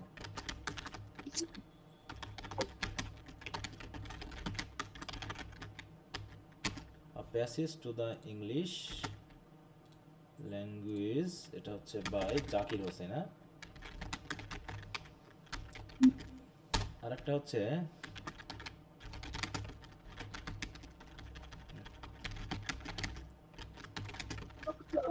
Easy Way by সাদরুদ্দিন আহমেদ, এই নামে, ঠিক আছে তো? স্যার হ্যাঁ বলো।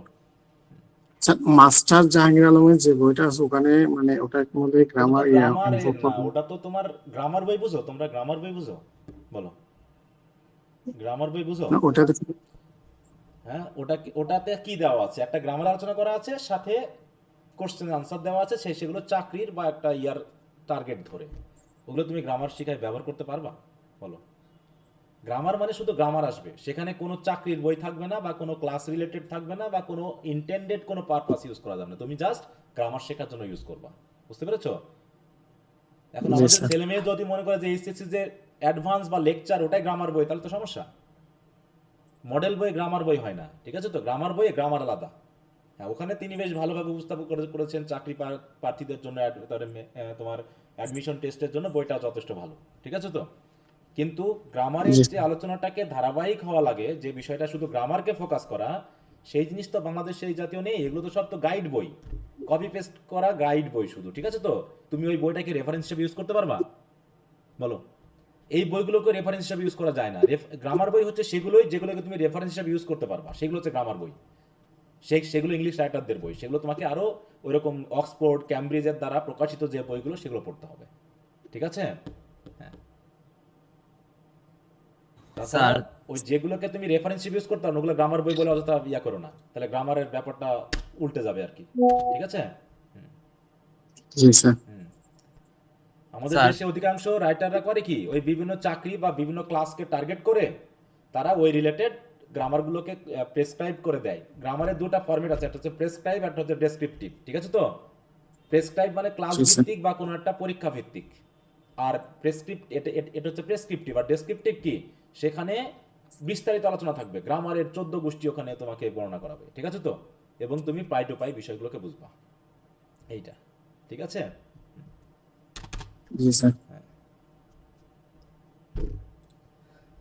স্যার, হ্যাঁ বলো। প্রত্যেকটা জিনিসের তো একটা মূল বই থাকে। হুম, স্যার এই ইংলিশ ল্যাঙ্গুয়েজ আর গ্রামার স্যার মূল বই কোনটা স্যার? এগুলোর কোনো মূল বই থাকে বলো? কারণ এগুলোর তো কোনো নির্দিষ্ট রাইটার নাই। বলো, তুমি ইতিহাসের কোনো মূল বই পাবা? ইতিহাসের কোনো মূল বই না হয়? স্যার। বলো, এক এক ইতিহাসটা এক এক রকম করে বলতে পারে না? বলো। জি স্যার। ইতিহাস ঘটে যায়, এক একজন যে যেভাবে দেখছে সেইভাবে লিখছে, কিন্তু এই যে কবিতাটা যেটা পড়লাম, the lamb, the tiger, the chimney sweeper, এগুলো টেক্সট আছে, কারণ এগুলো নির্দিষ্ট রাইটারের, এবং তিনি কল্পনা করেছেন, তিনি লিখছেন। কিন্তু গ্রামার, ইতিহাস, এগুলোর কি কোনো নির্দিষ্ট টেক্সট বুক থাকতে পারে? বলো। এখন এগুলো তো ওরকম থাকে না। এগুলো হচ্ছে কি, এক একজনের দৃষ্টিভঙ্গি থেকে একটা ঘটনার উপর ভিত্তি করে লেখা, তাদের মতামত দেওয়া, বুঝতে পেরেছো? এগুলো Okay, বই অনেকের হতে পারে। এখানে একটা ইতিহাস 5 জন মিলে লিখতে পারে, 10 জন লিখতে, 100 জন, 1000 জন লিখতে পারে। অতএব কারটাকে টেক্সট হিসাবে ইউজ করবে, সেটা তোমার ব্যাপার। সেটা তোমার আবার কলেজ বা বিশ্ববিদ্যালয় ঠিক করবে যে তুমি এই ইতিহাসবিদের রাইটারটাই। যেমন তোমার জাতীয় বিশ্ববিদ্যালয় তোমার ইতিহাসের জন্য কোন বইটাকে সিলেক্ট করেছেন? বলো। History of English literature. এখানে দেখো 2টা না 3টা বইয়ের নাম দেওয়া আছে, Cambridge history of English literature, আর short history of English literature, আর short history of English literature, এটা হচ্ছে রবার্ট বার্নার্ডের, আর একটা উইলিয়াম জেলং এর, এইটা। এবং এদের ভিতরে দেখবা যে বিভিন্ন সালের এদিক ওদিক আছে, এক একজন এক এক সাল এক এক জায়গা থেকে শুরু করেছেন, কারণ এগুলো দৃষ্টিভঙ্গির উপর ডিপেন্ড করছে। এমন কোনো একটা বই নাই যে বইটা পড়লে পারে তুমি এক্সাক্ট বিষয়টা পাবা, ঠিক আছে? তো গ্রামারেরও Yes. এরকম ব্যাপার রয়েছে। গ্রামার নিয়ে মারামারি করার কিছু নাই, কারণ গ্রামার আমাদের প্র্যাকটিক্যাল জীবনে খুব একটা ওই রকম ভাবে মারামারি করার জন্য লাগে না। আমরা মারামারি করে যেভাবে গ্রামারের জন্য সময় নষ্ট করি, অত মারামারি করা লাগে না, ঠিক আছে? তো আমরা আর আপনার লাঞ্চ সিরিজের বই কবে আসবে স্যার? আমার ও দেখা জি যায় স্যার। কবে আমরা বার করতে পারি। মাঝে মাঝে ভাবি, আবার চেষ্টা করি, কিছু হয় আগাই, আবার স্টপ হয়ে যায়। আমার সমস্যার শেষ নেই, বুঝতে পেরেছো? হ্যাঁ, এই যে জি স্যার। তোমার কালকে যাব বগুড়াতে, এখন কতদিন ওখানে থাকতে হবে জানি না, আসা যাওয়ার ভিতরে মেহেরপুরে থাকবো, এখন আসা যাওয়া খরচ, টাকা পয়সা, সময় মিলে যে কি ভাবে চলবে জানি না, ঠিক আছে? তো স্যার হ্যাঁ বলো। বলতে স্যার আপনি আগামী শুধু বুধবারে না হচ্ছে আজ থেকে শুরু করে বুধবার পর্যন্ত ক্লাস অফ থাকবে স্যার? ক্লাস তোমাদের কোনো অফ নেই, শুধুমাত্র আগামীকালের ক্লাসটা অফ, ঠিক আছে? তো আমি বগুড়ায় গেলে পারে সেখান থেকেও তোমাদের ক্লাস নিব, ঠিক আছে? ও ঠিক আছে হ্যাঁ, স্যার। মানে শুধু কালকে যাবো বিধায় হয়তো ক্লাসটা নিতে পারবো না, কারণ কখন পৌঁছাবো তা আমি জানি না। কিন্তু দেখা যাচ্ছে পরের দিন হয়তো বা তোমাদের কি বার, পরের দিন হচ্ছে কি বৃহস্পতিবার, তাই না? যদি সুযোগ পাই ওই দিনও নিয়ে নিতে পারি, কারণ আমার মিসের ব্যাপারটা বোঝা যাচ্ছে না এখন। হ্যাঁ, কারণ আমি আবার ফিরবো হচ্ছে সোমবারে ফিরবো আমি মেহেরপুরে, আবার দেখা যাচ্ছে মঙ্গলবার থেকে আমি আবার আমার কলেজে ক্লাস নিব। মানে আমি বগুড়ায় থাকবো 4 দিন আর মেহেরপুরে থাকবো 3 দিন, বুঝতে পেরেছো? এইভাবে প্রতি সপ্তাহে মেহেরপুরে আর বগুড়ায় আসা যাওয়া চলবে আমার এখন আপাতত কয়েক মাস। এই জন্য একটু ঝামেলা। তোমাদের ক্লাস খুব একটা বেশি মিস হবে না, আমি শুধু এই যে আসা যাওয়ার ভিতরে যে একদিন করে, ওই একদিন করে একটু মিস হতে পারে, সেটা আমি শুক্রবার বা অন্য দিন ওটা মেকআপ করে নিব, ঠিক আছে? ওকে। আচ্ছা, তো ঠিক আছে, তাহলে আজকে এ পর্যন্তই। তোমরা তাহলে এই দুটো ভালো করে একটু পড়ে নিও। আগামী দিন আমরা আগামী টপিকগুলো নিয়ে কথা বলবো। তাহলে যে 3টা পড়া হলো, ইন্ট্রোডাকশন, ওদিকে 2 প্রাণী ল্যাম এন্ড টাইগার আর চিমনি সুইপার, এগুলোকে কম্পারেটিভলি পড়বা, ঠিক আছে? একসাথে পড়বা, একটা কমপ্লিট একটা পেয়ে যাবে, ধারণা পেয়ে যাবা, ঠিক আছে? তো এর ভিতরে সিম্বলিক মিনিং গুলো, মানে টেক্সটগুলোকে একদম ছিঁড়ে ছিঁড়ে ফেলবা, ঠিক আছে? যাতে এর ভিতর থেকে কোনো ব্রিফ কোশ্চেন ঘুরিয়ে ফিরিয়ে এদিক ওদিক থেকে যেভাবে দিক না কেন যেন পারা যায়, মনে থাকবে? আচ্ছা, ওকে। আসসালামু আলাইকুম স্যার। বইয়ের মধ্যে দেখি আরো অনেকগুলো পোয়েম আছে। তোমার অনেক পয়েম দরকার নেই, তোমার সিলেবাসে যেগুলো আছে ওইগুলোই যথেষ্ট, ঠিক আছে? তো সিলেবাসে যেগুলো আছে ওগুলো পড়তে হবে, সবগুলো না। ওকে, দেখো সিলেবাসে আমি কিন্তু দেখিয়ে দিয়েছি, তাই না? প্রত্যেকটা ইয়াতে দেখবা সিলেবাসের অংশটুকু আমি অ্যাড করেছি। এই যে ব্লেকের এইখানে যে কয়টা আছে ইনোসেন্সের, আর এখানে যে কয়টা আছে এক্সপেরিয়েন্সের, এই হচ্ছে ব্যাপার আলোচনা। হ্যাঁ, ওর বাইরে আর দরকার নাই। আচ্ছা, তো ঠিক আছে, গুড নাইট, সবাই ভালো থাকো। ওকে, বাই।